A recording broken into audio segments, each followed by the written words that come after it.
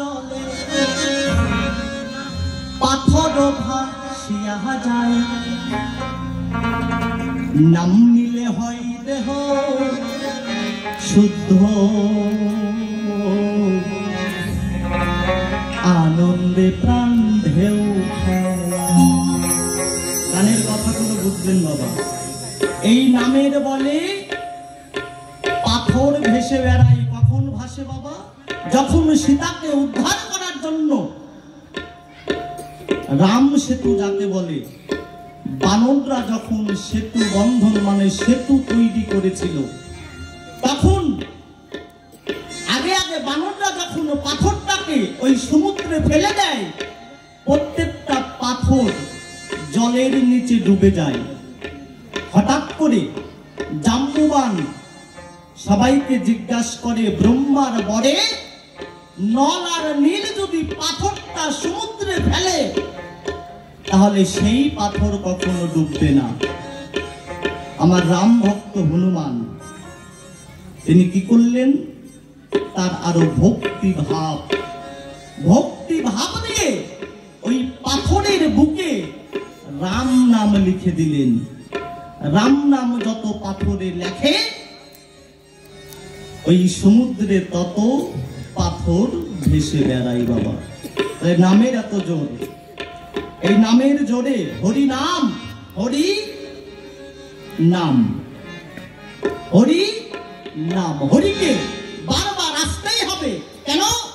সাধুগুরু বৈষ্ণবদের রক্ষা করার জন্য, ধর্মকে নতুন করে স্থাপিত করার জন্য, আর অসুরদের নিধন করার জন্য।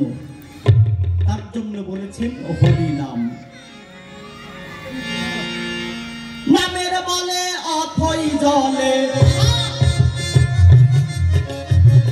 নামের বলে অথই জলে পাথর ভাসিয়া যায়, নাম নিলে হয় দেহ শুদ্ধ, আনন্দে প্রাণ ঢেউ খায়। নাম নিলে হয় দেহ শুদ্ধ, আনন্দে প্রাণ ঢেউ খায়। একবার সবাই মিলে রাম সীতা প্রেমানন্দে হরিবল হরিবল হরিবল। আস্তে আস্তে আস্তে আস্তে। ওমা, অনেকে হাত তুলছ, অনেকে হাত তুলছ না। এখন কিন্তু মাঘ মাসের ঠান্ডা নাই। আমরা আসলে আমাদের কিন্তু ঘাম ঝরছে। মাঘ মাসের ঠান্ডা নাই যে এখন হাত তোলা যাবে না। না ক্লান্ত হয়ে গিয়েছো মা? যেই যে প্রথম থেকে শুরু করেছি, খালি হাত তোলো, খালি হাত তোলো। বিরক্ত লাগে মা? ও মা, কষ্ট লাগে? কষ্ট লাগে মা? কষ্ট লাগে? কষ্ট লাগে না, তাই না? কষ্ট লাগলে হবে না। এই যে দেখেন পঞ্চতত্ত্ব কটতে আমার ভগবান গৌরাঙ্গ মহাপ্রভু হাত তুলে কলির জীবকে আহ্বান করছে, যতক্ষণ অব্দি মান অভিমান ভুলে দুহাত তুলে আমার নামে আমার চরণে যতক্ষণ অব্দি আত্ম অহংকার আমিত্ব ভাব আমার চরণে আত্মসমর্পণ না করবে, ততক্ষণ ভক্ত আমার কৃপা পাবে না। তাহলে এটা ধর্মীয় অনুষ্ঠান, এটা মধুময় বৃন্দাবন ধাম। আমি চাই গৌরাঙ্গ মহাপ্রভু এই জলঘরের যত কৃষ্ণ ভক্ত মা, কৃষ্ণ ভক্ত বাবা, দাদা, কাকা যারা আছে, সবাই যেন গৌরাঙ্গ মহাপ্রভুর কৃপা পায় এবং অন্তিম কালে যেন তার চরণের ঠাই মিলে নিতাই গৌর হরিবল হরিবল হরিবল হরিবল।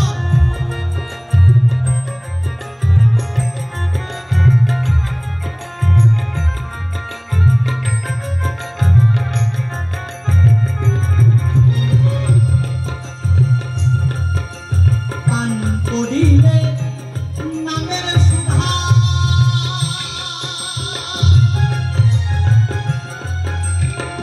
থাকতে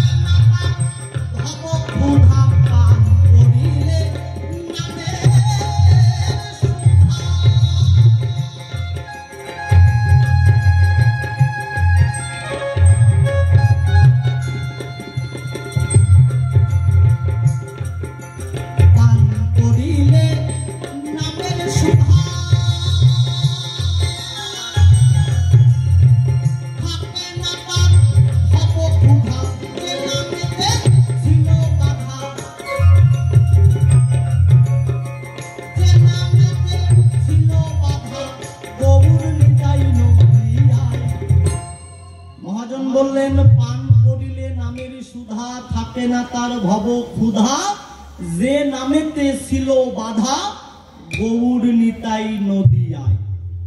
তাহলে আমরা অমৃত বলি, যে অমৃত কোথায় থাকে বাবা, তাই না? অমৃত রস আমাদের দেহের মধ্যেই আছে, নামের রস আমাদের দেহের মধ্যে আছে। দেখবেন আমাদের জিহ্বা দুটা, একটা বড় আর একটা ছোট। যে আলাক জিহ্বা যদি না থাকে সে কখনো কথা বলতে পারবে না। তাহলে দুই জিহ্বা মিলে মন স্থির করে যদি নামটাকে জপ করতে পারে, দুই জিহ্বা মিলে যদি তাকে মৈথুন করতে পারে, অমৃত রস উঠবে তার এই দেহ ঘরে, তার আর ভবখিদা থাকবে না বাবা। কিন্তু একনিষ্ঠ ভাবে সাধন ভজন করতে হবে, নাম করতে হবে। বাউলরা জানে বেশি বাবা, কিন্তু মানে কম। আমি যা বলবো সত্যি বলবো, বাউলরা জানে বেশি, মানে কম। কেন? মনে মনে ভাবে যে আমি পণ্ডিত হয়ে গেলাম। কিন্তু ভগবান গীতাতে বললেন অর্জুনকে, শোনো অর্জুন, যে গীতা পড়ে পাণ্ডিত্য লাভ করে তাকে এই ভব সংসারে পণ্ডিত বলে, কিন্তু তাকে কখনো ভক্ত বলা যায় না।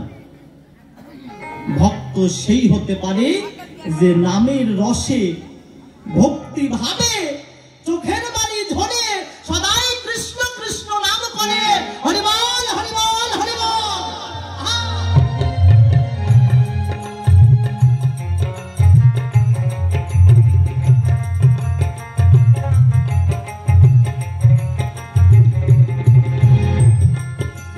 হনুমান হয়ে ভক্ত,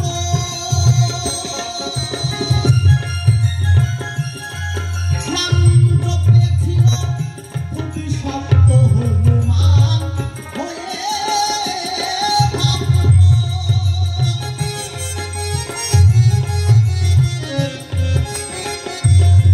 নাম জপেছিল খুবই শক্ত, তার নামে তার বুকে রক্ত, তার নামে তার বুকে রক্ত, সিরিয়াসি তাকে দেখায়। নাম নিলে হয় দেহ সুস্থ, আনন্দে প্রাণ ঢেউটায়। নাম নিলে হয় দেহ সুস্থ, আনন্দে প্রাণ ঢেউটায়।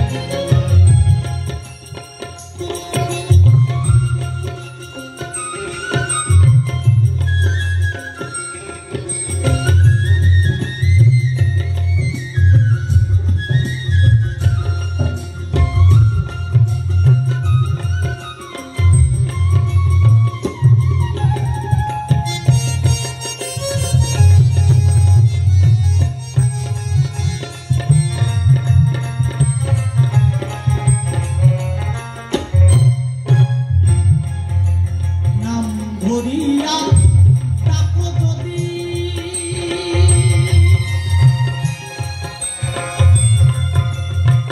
রবে না তার কোনো ব্যাধি। নাম ধরিয়া ডাকো যদি,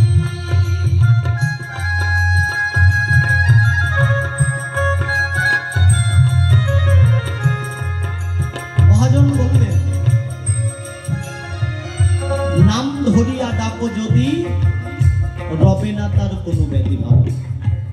আমাদের দেখবেন প্রত্যেকটা সংসারের মানুষের এত রোগ, এত শোক। আমাদের এই পশ্চিম বাংলাতে যখন চিকিৎসা করে আমরা সুস্থ হতে পারি না সংসারে, তখন আমরা অনেকেই ব্যাঙ্গালোর, চেন্নাই যাই। কেন যাই? আমাদের দেহে রোগ বাবা। যতক্ষণ এই রোগ যদি না সারে, ততক্ষণ আমাদের এই সংসারে কোনো কিছু ভালো লাগে না। তাহলে মহাজন লিখলেন, রোগ একমাত্র দূর করতে পারে মধুর কৃষ্ণ নাম ভব সংসারে। কেউ যদি কৃষ্ণকে মন প্রাণ জীবন যৌবন ধর্ম কর্ম যদি সঁপে দেয়, হে কৃষ্ণ তুমি ছাড়া এই জগতে আমার কেহ নাই, তাই তোমার চরণে আমি আত্মসমর্পণ জানাই। হরিবল হরিবল হরিবল।